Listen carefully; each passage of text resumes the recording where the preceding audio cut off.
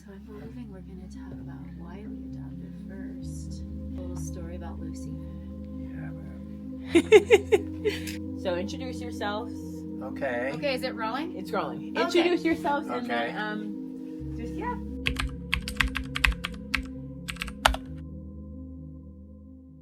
I am Shannon Clausen, mother of Lucy Clausen. I am Paul Clausen, father of Lucy Clausen.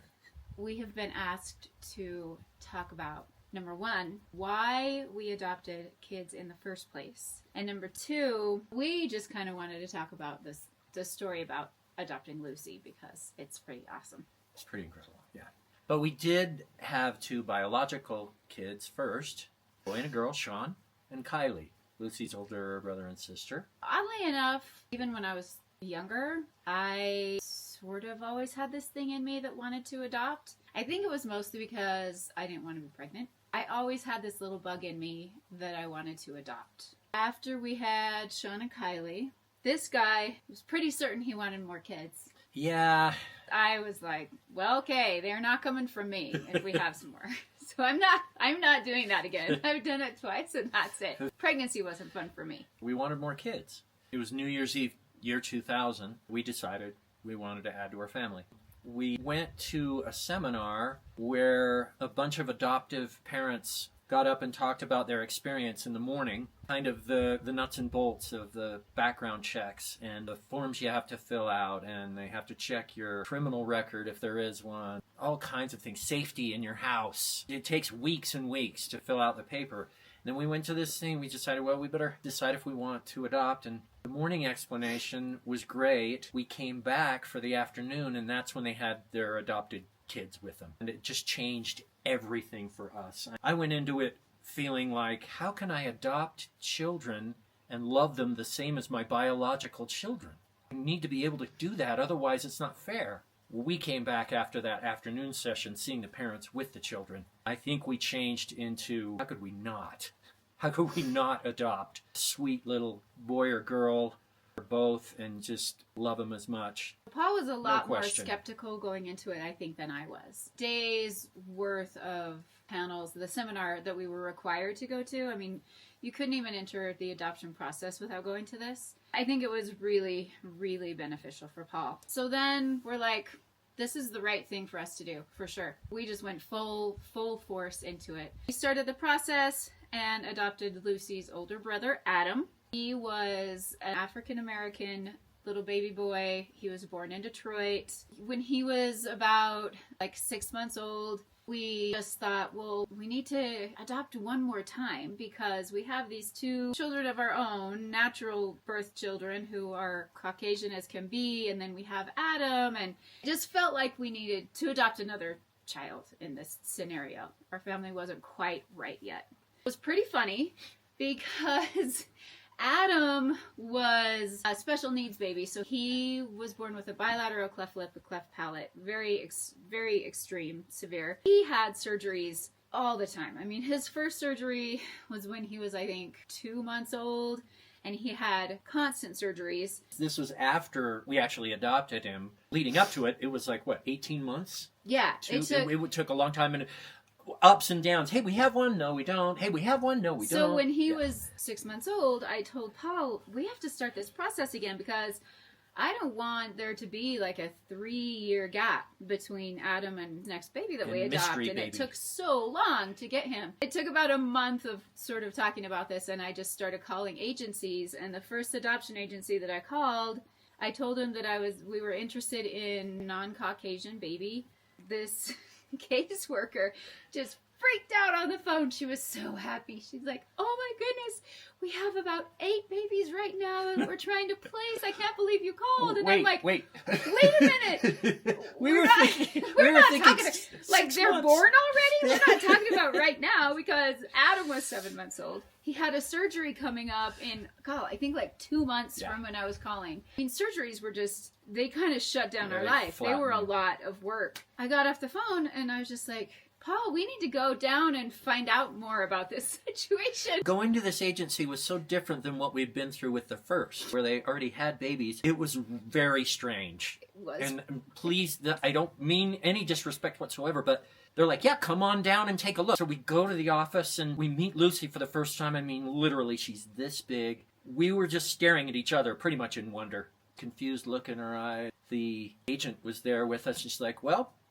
why don't you guys go in the room here and just kind of see if you want to take this baby. We're like, this is really weird. It had been like a few days. It was so crazy. I mean, with Adam, we had home visits and case studies and paperwork, and it was months of preparation. We were approached from a different state, and we didn't see him. But this one, with that day that we went in, there were several babies. They had several babies there, and we held everybody, and it really was crazy. But I remember super clearly, I held Lucy. She just stared at me. I mean, her eyes just locked on me, and they didn't leave, and they were wide open. It was the coolest thing. We left there, and we're like, she's our little girl. She's the one. She's our baby.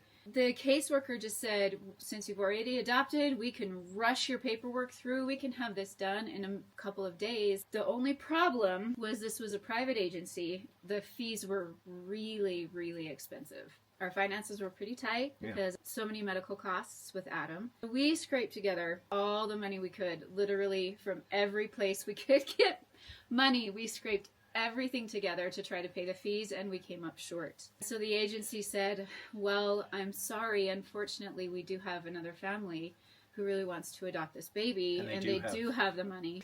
She just has to go with them. So it was we were pretty used to the roller coaster thing, but it was particularly difficult this time, and because we felt so right about it and knew it was the right thing. And that was the thing. That was the thing that was so hard. Yeah, it was confusing. I felt so right about it. What more do you want? Yeah. And so I was just like, I can't do this again. I don't think we're going to adopt again because I can't go through this multiple times. It was really, really hard. We just went home. We dealt with that day. And then the next morning, we get a call from the adoption person. She said, hey, are you both still interested in adopting this baby? We said, well, yes. We don't have, we can't get this. She went with somebody else. We can't come up with any more money. We've tried everything. Like, this is literally all we have. And she said, well, the family that took her home, while they really, really want her, they called me this morning and they said, is there another family that was hoping to adopt this baby? They didn't even know. No, they had no idea. And this caseworker said, well, yes, but they didn't have the money. And this family said, well, we feel we have a very strong impression. This makes me super cry. We have a really strong impression that she's supposed to be somewhere else. If they still want her, we feel like she's supposed to go there. The agency called us and said, we have donors that donate money to our company. We will step in. So we will step in with the rest of the money and help you adopt this baby. So I think we got off that call and we were just like dumbfounded. Like the miracle was too much to grasp, and it was so awesome. And then we went down and brought her home. Yeah, like that day. And we showed up at church the next week, and someone thought Lucy was Adam. And they're like, oh, so cute. And then they see Adam going by, and they're like, wait, there's two? You have two? Oh my gosh. I mean, they were basically twins. It happened so fast. We didn't tell anybody. We just showed up, and we have two babies now instead of one. Yeah. Lucy, I get super emotional because I really absolutely know that she was supposed to be with our family. No question. Because she was just this little angel. This little youngest child angel that came to us, and our lives have been so, so, so blessed. From adoption in general, but also from this little Lucy coming into our lives in such a miraculous little way. She's just this light and angel in our family. Always has been, continues to be, and we just love her so much. Anytime anyone ever says, that is so amazing of you to adopt these beautiful children, what a blessing you are in their lives, and we're like, you have it absolutely backwards. Absolutely backwards. She is a blessing in our life. So loving and has so many friends for a reason, and we're just really lucky to be her parents and watch her grow and just add so much to the world and the lives of so many. We love you, Lucy. Mm-hmm. Lucy is full African. Both of her birth parents are from Cameroon, Africa.